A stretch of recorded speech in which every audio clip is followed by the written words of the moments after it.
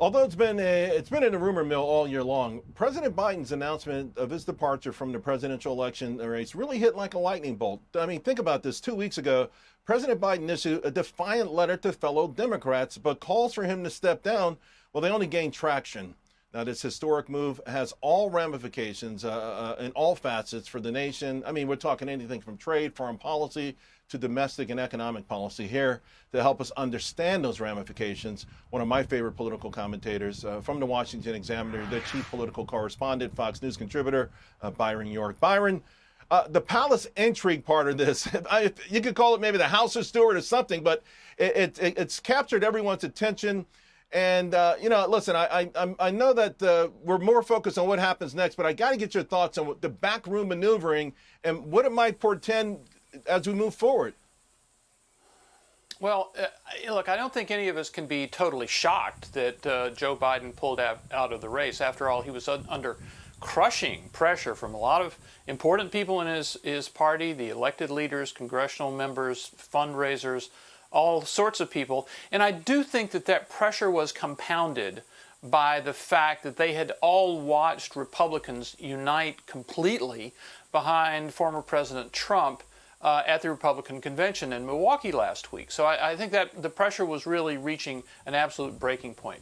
One of the things I have to say did surprise me a little bit was the stampede to Kamala Harris to support her just almost instantly, so much so that by this morning she certainly got the inside track on becoming the nominee and maybe has it locked up for all we know. I think we might be seeing some Democrats maybe having a little bit of a hangover or maybe second thoughts in the next few days, wondering, is she really the best person to beat Donald Trump? Did we jump too soon? We might see that, but right now she's in an incredibly powerful position inside her party. And to that point, we know she had a major conference call with donors late last week, but also, leading up to this week, the big knock against Republicans or a Democrat talking point was how strong President Trump is, right? And the vice president's only having allegiance to him. Doesn't this feel like a coronation? Already the Democrats are being criticized because during the primary season, they kicked out Joe Kennedy. They held no debates. So there should be some criticism, I would suspect, over this coronation of the VP.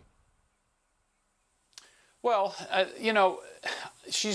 Kamala Harris is Joe Biden's vice president. Constitutionally, she's a successor. If he were to die tomorrow, she would be president of the United States. So she's clearly somebody who was elected in 2020 to be vice president and was widely assumed to be his running mate, Biden-Harris, in 2024. So, it's not as if there was the Democratic voters never got a chance to pass judgment on Kamala Harris. She ran for president herself in the 2020 primaries and did very well for a couple of months and then sank like a stone as people got to know her better. But she is the vice president. Yeah. So there it is. Okay. All right, now listen, I'm just saying from political talking points, maybe JFK Jr. would have RFK Jr. would have something different to say about that. But let's talk about then how Harris competes in the battleground states, right? Because President Biden was starting to fade pretty badly there.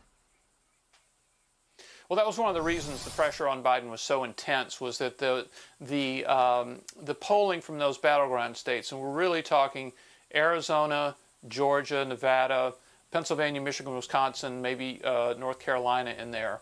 The polling was so consistently bad. If you just look at the Real Clear Politics average of polls for months now, it's just red, red, red as Trump led in every poll. So the question is that something Kamala Harris can turn around? I would not be surprised if she becomes the nominee that she would choose a vice presidential choice who might help her in some of those states, because she has to win all of the upper Midwest states, Pennsylvania, Michigan, Wisconsin, that Joe Biden won.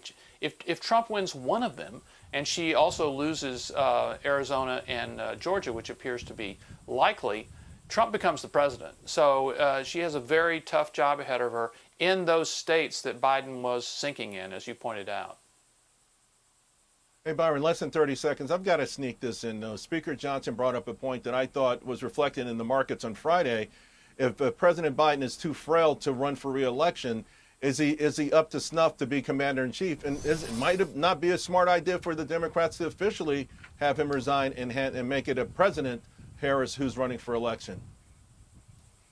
Well, I think there's two ways to look at it: the governing way to look at it and the political way to look at it. And we started hearing this from the Trump campaign almost immediately, that if Biden is not up to running for president, how is he up to being president right now? On the other hand, Republicans have to ask themselves, do we really want Kamala Harris to be president of the United States right now? Do you want her to run as the incumbent politically? But just as a matter of Americans, do you want her to be president of the United States right now? And I think a lot of Republicans would say no. Touche, my friend, touche. Byron York, you're the best. I appreciate you. Thank you. Thank you, Charles.